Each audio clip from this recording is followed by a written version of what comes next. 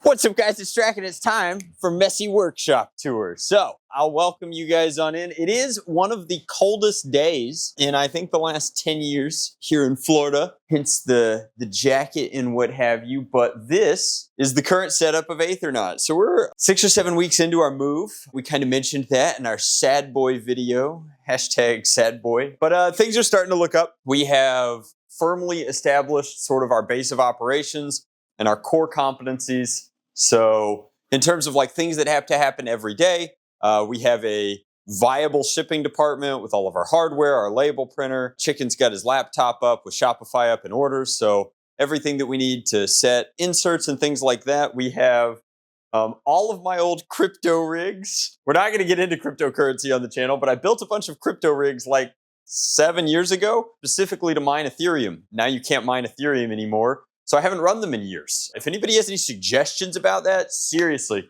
send me an email. I can't seem to sell the old rigs, and I don't want to build 20 different gaming PCs. So I don't know what to do with them right now. I would love some help in that regards. And with it being as cold as it is right now, it actually might just be heat. Oh my gosh. It's our... What's he doing back there? Pay no attention to that, internet. All right, let's go rescue Jackson. Why? Why did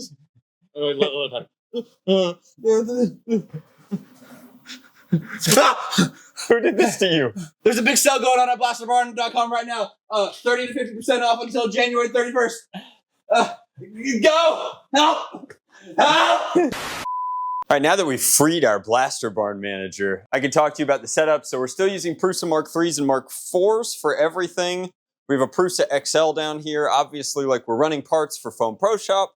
All of that happens. They get put into the various $1 bins. And then we have our filament reserves all up and down these walls. We have a lot of different colors for custom builds, but we haven't built any 3D printed like arcane level blaster projects recently. And part of that's just the huge time sink that was last year. We'd like to get back to doing that in our Thursday live streams at some point, and then having this color library will be good. But mostly we use the same colors that we have been. We have our custom Beskar gray, we have our orange, and then, you know, right or wrong, most people just want it in black. So the old Henry Ford model for a lot of those printed parts. This is part of my secret plan. We won't get too terribly into it, but we're building up inventory to start running F&M over here, and that's a big part of why we're clearing out a lot of inventory and space, is we want the floor space to do that properly. Over here is a bunch of kind of old promo stuff. We moved it twice and it just became clear that it was like a lot of bulk. It's great for the videos. I mean, genuinely, like nobody does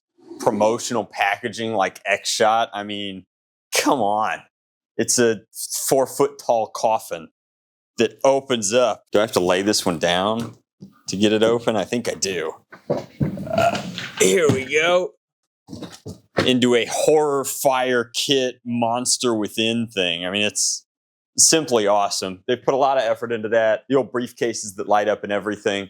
A lot of our shelving has moved through, but this location is weird. Like before we bought it, it was a church. And so this was like the chapel, and then they had prayer breakout rooms and a bunch of different stuff. The long story short, which is a little funny, is that the, I guess, owner of the church, and churches are businesses, decided to highly polarize his congregation.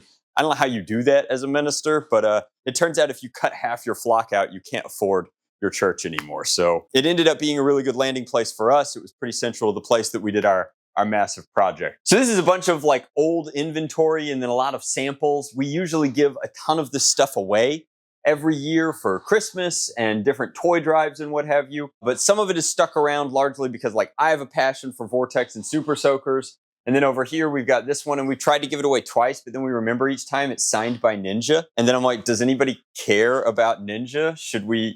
Is that valuable to somebody? So anyway, it feels bad to just throw it into the Toy for Tots pile when I feel like that would go largely unnoticed by anybody else. We found this recently.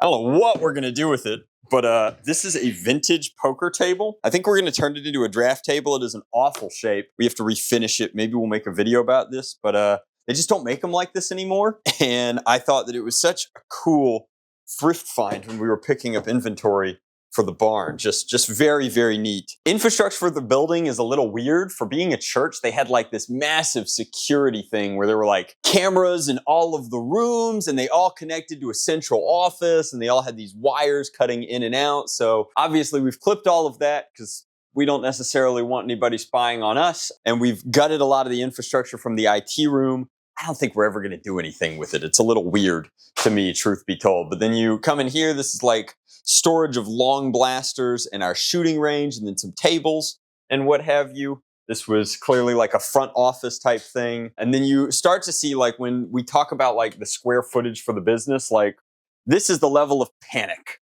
that we get to because this is just all inventory for Foam Pro Shop. This is all of our shipping materials and inventory and like tape, and I don't even know what's in these, but we moved about 40 bins this size. At this point, we've gutted a lot of them.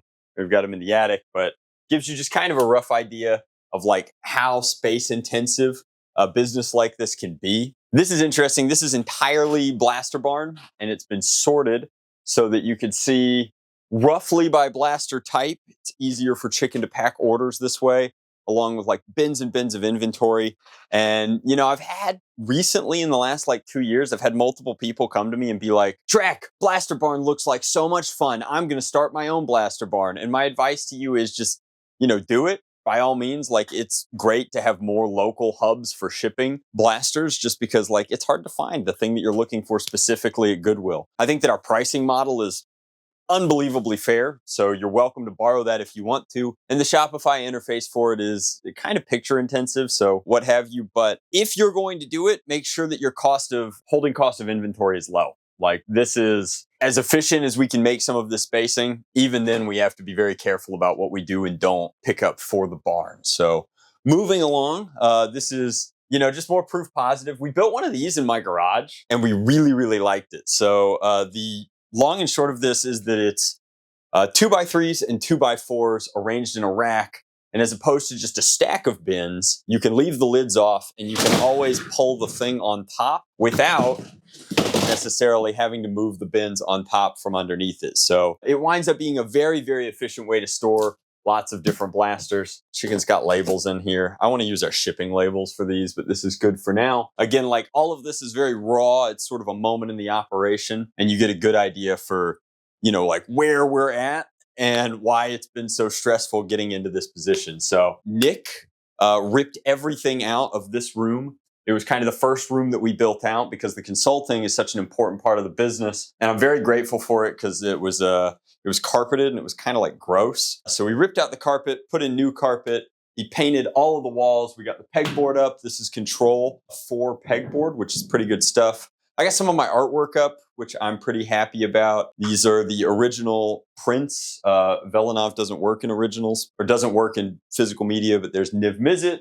Then over here is Nicol Bolas, so they can fight one another constantly. And then some prints from Dragon Con in the past. But this is my office setup. It's a little tight, but it's getting the job done for now. It's just busy. It's just busy. I got my wardrobe of like some of my more professional clothes. That shield was my trophy from Red Team in Ragnarok in like 2019. But I really love that thing. And then I've got a bunch of my crossbows, my rainbow pump, like a lot of good stuff in here. So that's this room. We're running out of rooms quick. Here's our idea board featuring workshop tour. Good to have. And then Nick's over here preparing some shorts content that we're going to film later. Not taped in a corner waiting to tell you about a sweet sale on a web store. But this is our pretty traditional filming setup. We've had this in a few different locations. The big difference is Pat came in and in preparation for like the podcast and a bunch of the other kinds of content that we've been making, he has wired up a bunch of these things. I'm trying to think of what they're called off the top of my head, but this is like the newer light setup. And so we've got backlight, front light. This is a setup that we can bring in for a top light. And then we have a floodlight over here. And then just everything designed to kind of make reviews as easy as possible to make. So we've got darts and batteries and all sorts of like screwdrivers and what have you over to the left, battery charging, etc. But again, like fresh carpet, had to get rid of all of that stuff. So it acts as sound dampening and it's also just like a nicer place to be if you're going to be filming for 2-3 hours every other day. You really want to enjoy it. Kitchen's still in rough shape, not going to lie to you guys. I'm looking forward to doing like an update video on this space just as we get kind of moved along, but like, again, just out of sheer necessity. We have some airsoft stuff stored up here. This is an ancient fridge that came with the space. The microwave is Pat's old microwave. And then we've got some kitchen gadgets. We had a much larger kitchen at the previous location, obviously. So still have all of our utensils and stuff, still do staff lunch occasionally, but definitely not the coolest kitchen setup as of yet, but we'll get it tightened up here in a second. Always good to have wood. If you're going to be in business for yourself, you just need the ability to do basic fabrication because more often than not, like half of your leak is going to be building things or fixing things. So we have some raw materials for stuff. This is the Easy Up that we use for big shows. It's a huge Foam Pro Shop Easy Up. This is all of our tools, paint, storage, etc. And it's also where the creepy guys had like their IT structure all networked and nodal, and then it fed back out into the guy's office. It was very, very wild. But that is more or less everything. So we necked it down from a little over 6,000 square feet into 2,800 square feet. And we're very happy to be here because at the end of the day, like, the people are good. The place is good, the price is fair, and it has heat and electricity. I guess you don't need heat in Florida, but it has AC and electricity, which is the most important part. So that's what's going on in there. This is not part of the video. It's just like there's squeaking and shuffling happening up front. If you're in the area and you ever want to drop by, like we're open to collaboration opportunities and what have you, just like drop me a line. This is the tour, so there's nothing too terribly exciting going on right now, but I figured I would let you guys know that for the first time ever, we have a public kind of location. And, on a day-to-day basis, we're shipping orders, filming videos, and taking conference calls. So that is the tour as of right now, January of 2025. And we'll revisit this. We'll revisit this at like the end of the year when everything's a little more stable and in a far more efficient state. But I'm looking forward to that. And I kind of wanted to share this. I see. I kind of wanted to give you guys this window into our world because I don't want the only like update video to be, sad boy video. Like we are genuinely excited to be moving in the right direction. So that's it. Much love. Blast on, Drac out.